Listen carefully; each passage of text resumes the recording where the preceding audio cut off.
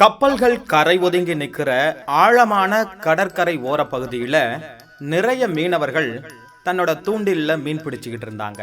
எல்லாரோட கவனமும் அந்த தூண்டில்ல இருக்கிற தக்கை மேல இருந்தாலும் ஒருத்தரோட கவனம் மட்டும் அந்த வழியா ஒரு நபர் அங்க மீன் பிடிச்சுக்கிட்டு இருக்கவங்க கிட்ட யாசகம் கேட்டுக்கிட்டே வரார்.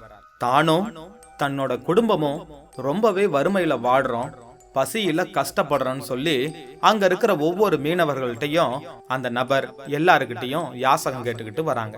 அவருடைய தோற்றமே அங்க இருக்கிறவங்களுக்கு அவருடைய உண்மை நிலைய புரிய வச்சது.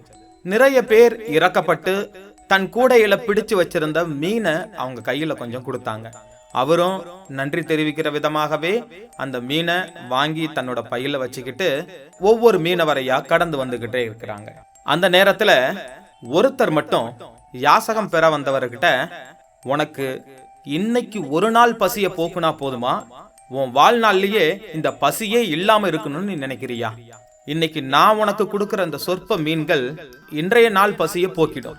ஆனா மறுநாள் பசிக்கு நீ மீண்டும் உனக்காகவும் உன் குடும்பத்துக்காகவும் யாசகம் தான் பெற போறியா அப்படின்னு கேட்டாங்க. இந்த கேள்வி யாசகம் பெற வந்தவரை ஒரு நிமிஷம் நிலைகுலைய வச்சது, கொஞ்சம் யோசிக்கவும் செஞ்சது. உடனே அவருக்கு கிடைச்ச மீனை கொடுக்கறதுக்கு பதிலா தான் கையில வச்சிருந்த அந்த மீன் தூண்டில யாசகம் பெற வந்தவர்கிட்ட கொடுத்தாரு. பசியில் வர்றவங்களுக்கு மீனை கொடுக்கறத விட மீன் பிடிக்க சொல்லி கொடுத்து அவர்களுடைய வாழ்நாள் பசியை போக்குறது தான் ஆக சிறந்த நற்பண்பு அப்படிங்கிறத அழகா சொல்லியும் செயல்லையும் காமிச்சிருக்காங்க. இது போன்ற நல்லவர்கள் எல்லாம் கூடும்போதுதான்